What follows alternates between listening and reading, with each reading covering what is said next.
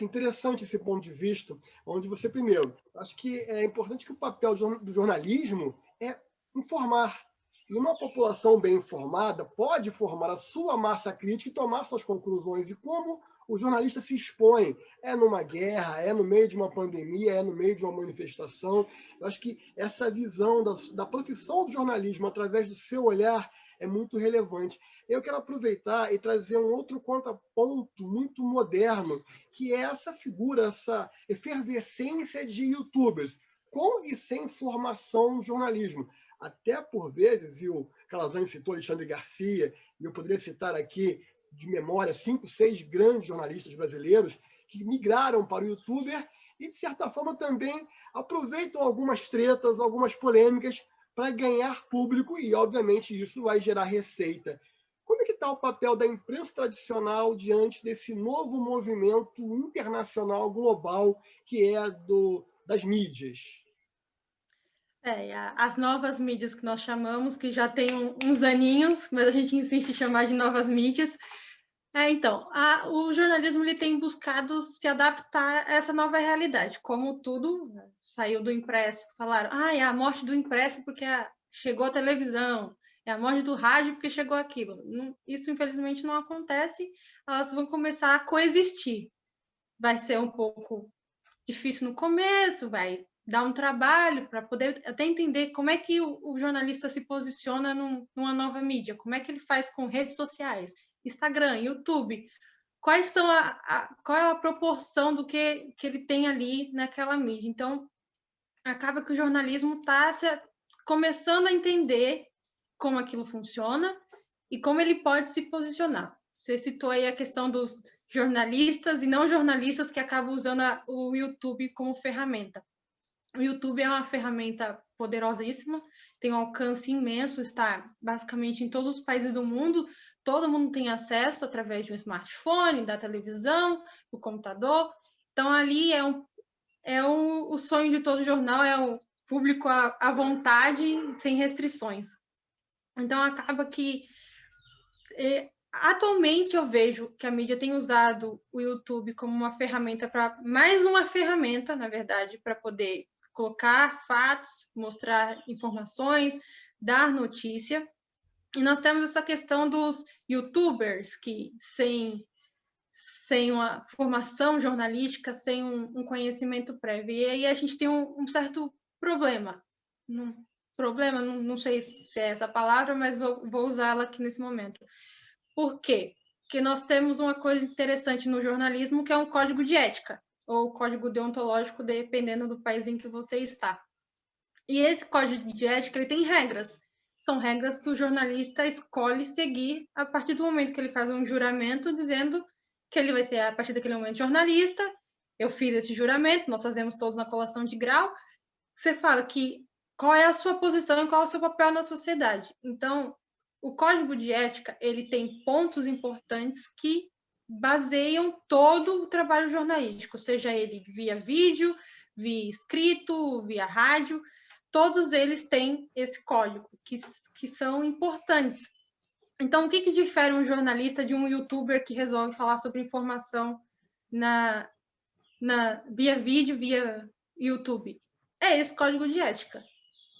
Essas diretrizes que ele tem, todas essas regras, essas leis que o jornalista precisa seguir para poder dar o melhor, dar a informação certa, dar a informação concreta para o público, seja o público que for, independente do veículo de notícia, todos têm um código de ética ou seguem o código de ética da Federação Brasileira de Imprensa. Então, no caso do Brasil. Então, essa questão do YouTube, ela tem sido muito debatida, porque todo mundo que quiser, pode ter um computador, um celular, colocar na frente e sair falando o que quiser. Claro que muitas pessoas esquecem que o que elas falam na internet, elas vão responder por isso. As pessoas acham que a internet é terra de ninguém, mas não é assim que funciona. Ela tem leis, ela está sob a lei do país em que a pessoa está, então não é terra de ninguém o que você fala, você responde por isso. E a informação que você dá, você tem uma responsabilidade por ela. nós dizemos assim, o jornalista, tudo que ele escreve, tudo que ele fala, ele responde por aquilo que ele falou. Então, se ele fala algo que está errado, ele vai responder por aquilo. Seja através de sindicato que vai fazer uma instância e vai puni-lo por aquilo que ele falou de errado, até ao último grau, que é a lei, que vai dizer, olha, você errou, você vai ter uma punição sobre o que você disse. Mas nós entramos novamente na questão do código de ética. Geralmente o jornalista ele segue esse código e faz tudo conforme o que está escrito, tudo conforme a lei, buscando sempre a veracidade dos fatos, buscando pluralismo de vozes, fontes que vão dar ali informação correta, sempre verificando tudo o que é dito. Nada pode estar inventado da cabeça ou sem uma fundamentação. Nada pode ser publicado sem uma fundamentação de fato, buscado ali, compreendido. E esse código de ética é uma coisa que o youtuber, por exemplo, não tem. Ele não tem a menor obrigação de procurar fatos, de fazer verificação, de passar por uma série de processos, a gente pode até chamar de processos, que é o que o jornalista faz, para poder passar uma informação. Então, é complicado você buscar informação, buscar conhecer certas coisas de pessoas que não têm uma qualificação para isso. Por exemplo, vocês virarem para mim e falarem, me receitem um remédio para dor no estômago. Eu não sou médica. Eu não sei o que você tem que tomar para o estômago. Ou falar assim, olha, eu não estou enxergando bem. Eu não vou falar 5 graus de miopia. Eu não posso fazer isso, eu não tenho esse conhecimento. Então, é complicado você buscar informação de fontes que não têm um parâmetro, não tem uma via de regra para seguir que te dê segurança. A gente fala que o código de ética é uma segurança pro jornalista, porque se ele seguir, ele não vai ter problemas, mas é uma segurança maior para o público, porque é uma certeza que ele tem de que ali está seguindo, tudo que ele ouvir, tudo que ele lê, está seguindo diretrizes, está seguindo uma base. Então, assim, não foi inventado, não foi tirado da minha cabeça, não peguei de nenhum lugar, não. Seguiram-se ali regras, é como se fosse a receita do jornalista. O público pode ter certeza que, assim, tá dentro dessas regras tudo que foi publicado. Nada que foi publicado está fora das regras do Código de Ética, que, aliás, todo mundo pode ter acesso aos códigos de ética dos jornalistas. Eu até incentivo que tenham, porque é um direito do público conhecer esses códigos de ética, para ele saber como é que são feitos, quais são os pontos que são levados em consideração ao ser feita uma matéria. Então, eu recomendo a todos que procurem isso, está disponível na internet, o Google coloca lá código de ética, ele já dá o arquivo. E é importante, sabe, entender a sua fonte de informação. Eu não vou tomar um remédio que uma farmácia aleatória surgiu, um laboratório surgiu e me deu um remédio sem me mostrar, mas tá aí. E quais são as fórmulas? Quais são os dados? É isso que é o Código de Ética do Jornalismo. Ele te dá dados subsídios suficientes para entender o que aconteceu naquela matéria e o que não aconteceu. A questão dos jornalistas estarem migrando muito para o YouTube, isso é uma tendência que nós temos visto. Por quê? O jornal ele tem uma linha editorial, ele tem um lado ou não independente, mas ele tem regras, tem certas coisas que você não vai ler em um jornal X, mas você vai ler no jornal Y, porque aquele jornal tem uma linha, tem uma forma de pensar, e aquele outro jornal tem outra linha, tem outra forma de pensar, o que é muito importante em jornais com pontos de vista diferentes, porque nós entendemos que a realidade ela é uma construção de vários fatos que você vai e monta a sua realidade. Então, é importante ter esses vários lados, vários veículos com pensamentos diferentes. Mas tem jornalistas que querem um pouco mais de espaço, e é um direito, com certeza. Querem trabalhar de formas diferentes, levar a notícia de formas diferentes, informações. Tem muitos jornalistas, às vezes, que gosta de estar mais ligado, por exemplo, ao entretenimento. Mas, como nós vimos, por exemplo, o caso da Fátima Bernardes, que saiu do Jornal Nacional e foi fazer o seu próprio programa Encontro. Só que, no caso, o Encontro ele não é jornalístico, ele é entretenimento puro. Mas, Por que ela não podia fazer isso quando ela estava no Jornal Nacional? Porque existe uma regra clara que jornalista não pode estar ligado a nenhum tipo de anúncio, nenhum tipo de patrocínio, nenhum tipo de instituição que banque ele. Então, Fátima Bernardes recebe muito patrocínio, recebe para, por exemplo, usar uma roupa, recebe para falar de uma maquiagem, para falar da Seara, por exemplo, ali são anúncios. E isso o jornalista não pode ter para poder preservar a isenção dele sobre determinado assunto. A gente até fala sobre os conflitos de interesse. Por exemplo, o jornalista que fala sobre turismo geralmente não é bem visto quando um hotel patrocina ele para poder fazer uma matéria sobre aquele hotel. Você, claramente, quem olhar vai falar, ele nunca vai falar mal daquele hotel. Pagaram para ele estar ali. Então, essa questão é importante. O jornalista ele não pode estar ligado a nenhum tipo de comércio, de empresa e etc. E muitos jornalistas escolhem o YouTube porque é uma plataforma aberta, você tem direito de falar abertamente, você tem o seu público, você pode se direcionar de uma forma que muitas vezes no jornal em si ele não poderia. Alexandre Garcia é um exemplo. Tem coisas que o Alexandre Garcia vai falar que nunca nenhuma televisão vai aceitar que ele diga isso ao vivo, porque são as diretrizes do jornal, são as regras. São coisas internas que o jornal decide e fala, aqui nós não tratamos a informação dessa maneira, nós tratamos de outra. O nosso público, lembrem-se de uma coisa muito importante, o jornal ele é feito para o público-alvo dele. Então, um público que tem preferências sobre uma determinada forma, ele não vai gostar que o Alexandre Garcia, por exemplo, vamos continuar usando o exemplo dele, fale uma coisa que não bate com o público, sabe? Não tem afinidade com o público daquele canal, daquele jornal.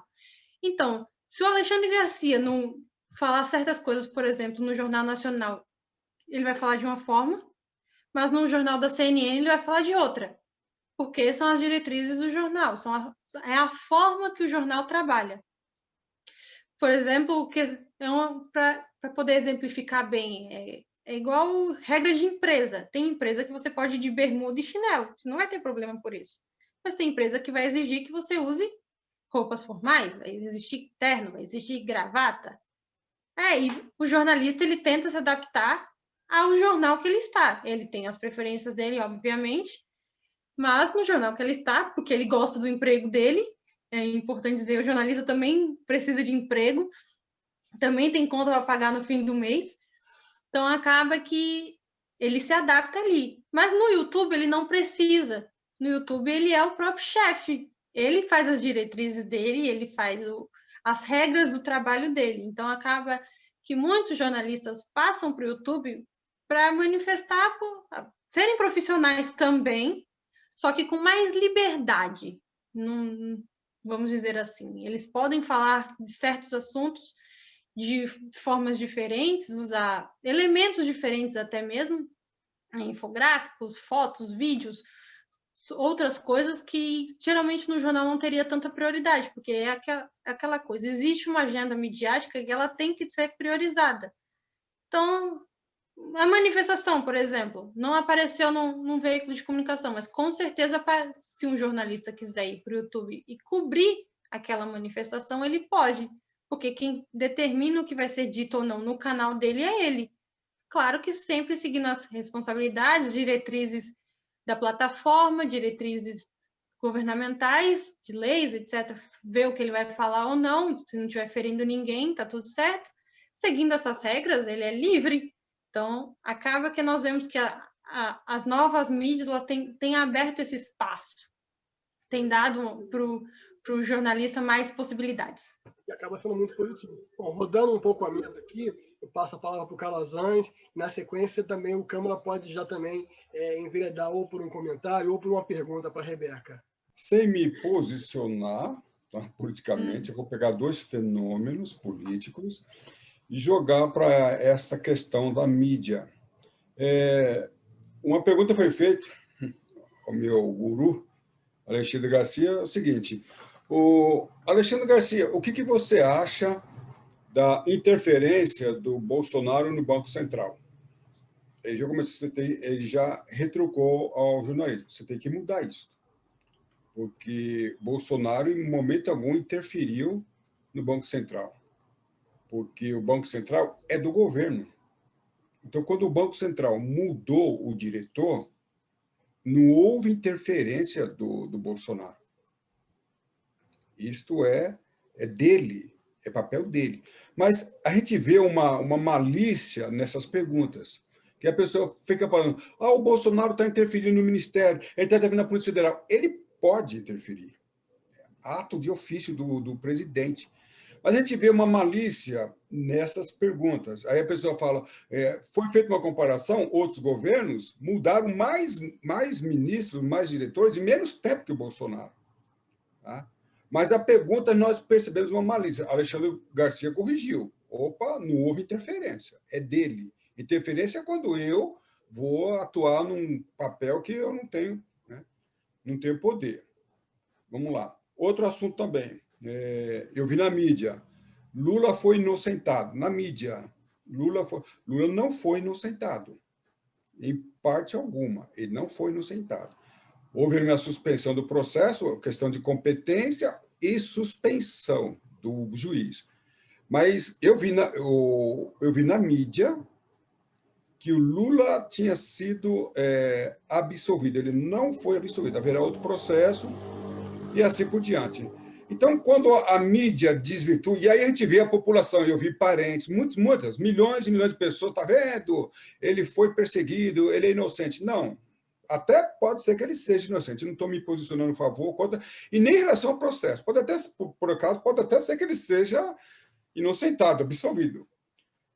Mas quando a mídia deturpa a pergunta, traz para dentro da população, que a população não sabe o que é absolvição, a população não sabe o que é interferência, ela fica toda doidinha. E dá essa impressão, como o Alexandre Garcia corrigiu o jornalista, opa, não é assim, o jornalista falou, você não pode fazer essa pergunta, não é assim que se faz. Não teria, aí, por acaso, paralelamente, eu vi no Instagram, no YouTube, no Zap, aí sim, pessoas e até mesmo jornalistas corrigindo isso. Ora, embora a mídia esteja falando isso, não é bem isso. Eu achei interessante que, na mídia em geral, Lula está absolvido e Bolsonaro interfere no governo, e nos ministérios e nas agências, por exemplo, pela mídia. E pelos canais alternativos, ou a nova mídia, não. Você vê uma correção ali. Será que está tendo esse papel de correção? Não vejo. Assim, o uso das palavras ele é bem complicado, porque pessoalmente eu digo, a palavra tem poder, muito poder. Ela pode ferir, quanto ela pode curar. Mas a construção das perguntas é competência do jornalista. Então, se ele faz uma pergunta de uma certa forma, é igual o advogado pode ali me dizer se ele está interrogando alguém, ele vai usar certas palavras e não vai usar outras. Ele vai fazer... É um jogo. Ele está ali para tentar tirar informação. Mas o advogado ele é parcial. O advogado ele tem que ser parcial. Ele está defendendo o cliente, tem que ser parcial. O jornalismo, quando, em princípio, ele é imparcial, quando ele faz uma pergunta tendenciosa, ele perdeu a sua parcialidade. Ele poderia até perguntar o que você acha da mudança do presidente do Banco Central. Isso seria interessante. O que você acha da suspeição do juiz? Agora, falar o que você acha da interferência, essa pergunta, ao meu ver, é maldosa. Ela é tendenciosa. Tudo depende, né? Porque ele não interferiu, porque é um direito dele, mas podemos chamar de uma interferência indireta, apesar de ser poder dele, porque geralmente a mudança no Banco Central é uma coisa complicada, principalmente no momento que nós estamos vivendo politicamente. Então, assim, é interferência ou não? Aí a gente fala, é uma questão complexa.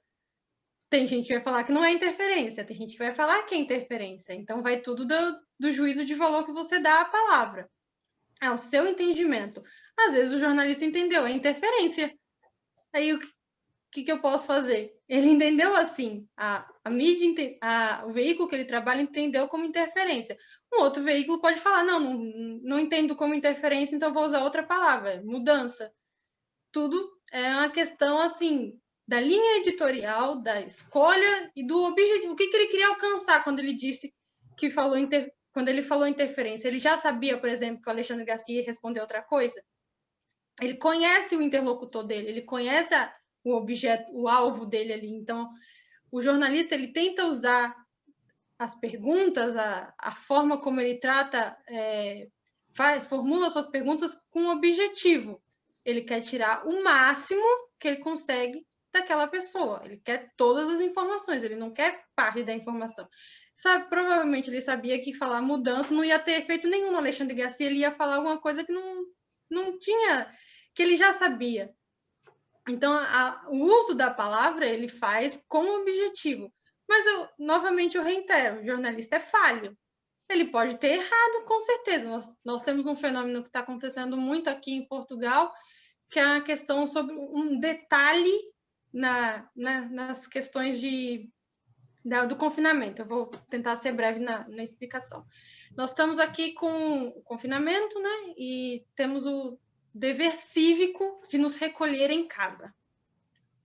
O dever cívico de recolher em casa. Você não é obrigado, é o seu dever, você faz se você quiser. Mas os jornais aqui, eles falam que é o recolher obrigatório. Eles tratam como recolher obrigatório. Então, toda vez que eles falam do confinamento, eles dizem recolher obrigatório. Por quê? Tem vários motivos, mas o principal é que é uma coisa que o público entenderia melhor. Muitos dizem que ajudaria as pessoas ficarem dentro de casa e etc. Mas recolher obrigatório aqui é uma questão da ditadura, do tempo de ditadura que teve aqui em Portugal. Que as pessoas elas eram tiradas literalmente da rua e levadas para dentro de casa. Isso significa recolher obrigatório. Ser arrastada da rua e ser enfiada dentro da sua casa. E não é o que está acontecendo. As pessoas têm o dever cívico de ficar em casa. Mas a mídia usa recolher obrigatório. É uma falha? É gravíssima, enorme, porque uma coisa tem um significado, outra tem outro significado. Mas as duas surtiram o mesmo efeito? Sim, as pessoas ficaram em casa. Elas tiveram o mesmo efeito. Foi incorreto? Completamente. Mas aí nós fomos verificar, fomos entender o porquê as pessoas...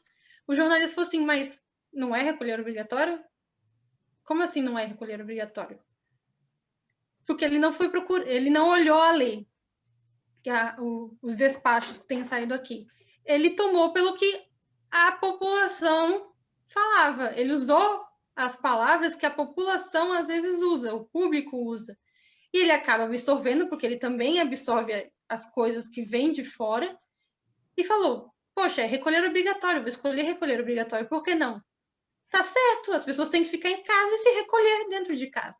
Então, a palavra, às vezes, a pessoa ela teve não foi buscar a fundo, não teve um trabalho de entender por completo, porque uma coisa que nós discutimos muito é a pressa. A pressa ela é inimiga da perfeição, de fato. Então, o jornalista ele tem pressa em dar uma notícia, porque a notícia tem uma validade muito curta, ela tem que ser dada imediatamente, o público precisa saber disso com a maior rapidez possível, e isso acaba interferindo no trabalho de apuração, que é o trabalho de buscar informações. Então, às vezes, um jornalista tem que escrever 5 matérias até o fim do dia, e isso não é fácil. A gente fala, escrever é moleza. Não é. Não é, meus queridos, eu posso garantir, não é fácil. Dá muito trabalho e a gente entra de novo. Uma coisa está ligada na outra. O jornalista ele precisa escrever rápido, precisa escrever com verdade, com base em fatos. E tem certas coisas que escapam. Não tem jeito. Ele não tem 8 braços, ele só tem 2. Então, acaba que ele vai falar, foi interferência no Banco Central, porque ele ouviu que foi interferência.